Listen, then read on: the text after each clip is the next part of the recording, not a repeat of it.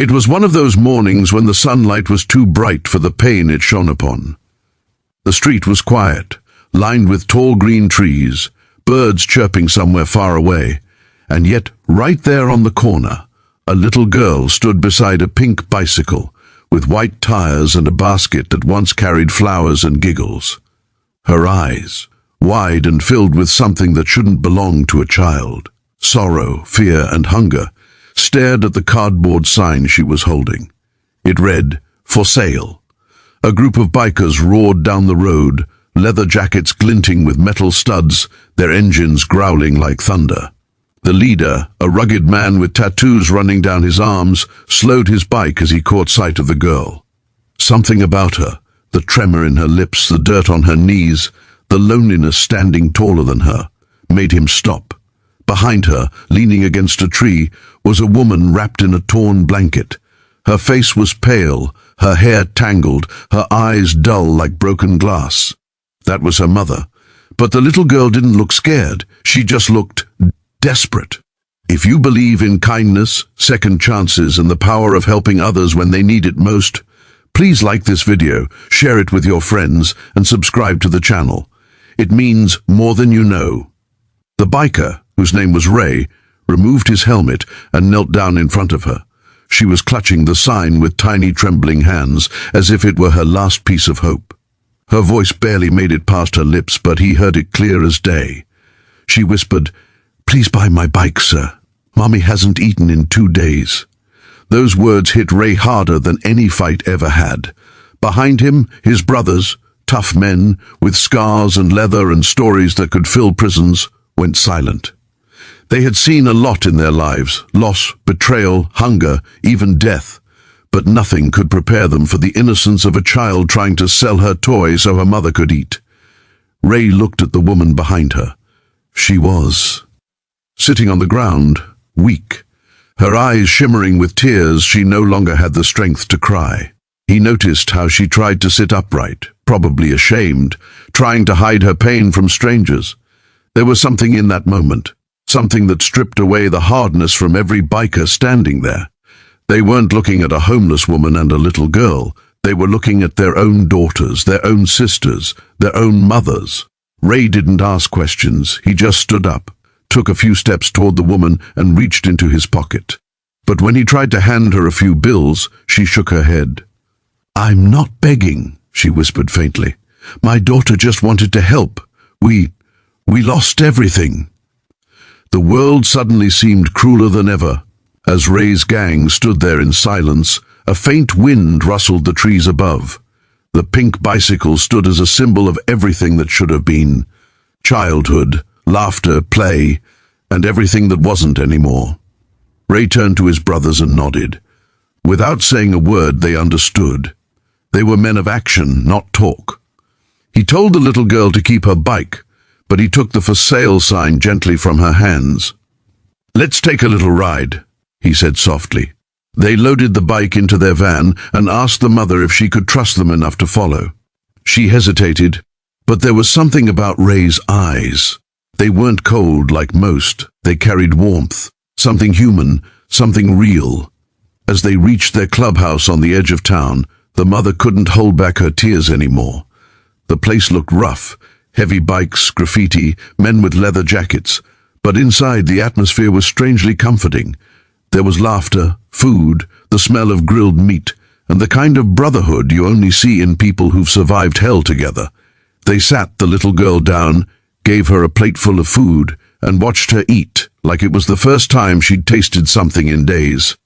Her mother hesitated to take a bite, tears rolling down her cheeks as she whispered, "Thank you, but you don't even know us." Ray leaned back in his chair. "You don't need to be known to be helped," he said quietly. The next few hours revealed a story none of them expected. The woman's name was Clara, and the little girl was Lucy. They used to live in a small rented house on the outskirts of town.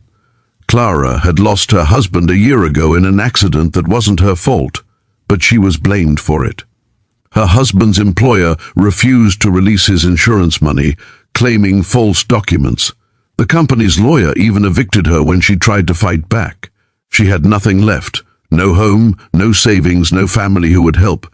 She'd been sleeping in shelters, moving from place to place, trying to find a job while protecting her daughter. And the worst part?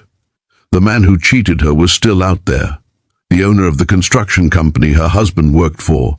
A man who drove luxury cars and smiled in newspaper photos. When Ray heard that name, his jaw tightened. He knew the man. They'd done business before, and he remembered how that man had cheated even them once, years ago. That night, the bikers decided they weren't just going to help Clara with food. They were going to get her life back. The next morning, a convoy of roaring motorcycles headed downtown. People stared as they passed, leather jackets gleaming in the sun, the words, "Hell's Angels," stitched across their backs. But this wasn't a ride for rebellion. This was a ride for justice. They reached the company's office where polished glass reflected their gritty reality. Inside sat the same man who'd taken everything from Clara, confident, smug, thinking no one would ever challenge him. But when those bikers walked in, the air changed. Ray didn't raise his voice. He didn't need to. He placed a photo of Clara's late husband on the man's desk and said quietly, "You owe this family everything." The man laughed nervously. At first, until Ray leaned closer and whispered something only he could hear, something that turned his face pale. There are moments in life when truth itself is heavier than fists. Within hours, Clara received a call from the bank. The insurance funds had been re-evaluated. Not only that, the company agreed to pay compensation for procedural mistakes. It wasn't charity. It was justice forced back into balance.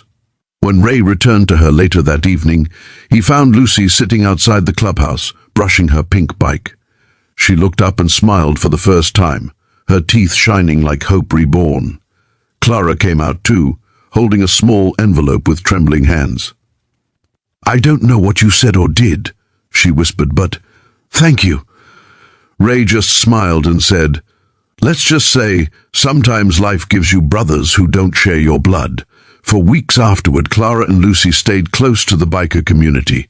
They helped cook meals, clean up the garage, and even laughed with the men who once seemed terrifying. It was strange how love could bloom in the most unexpected places. Ray found himself quietly watching them from afar, the way Lucy would run around, the way Clara's eyes began to glow again.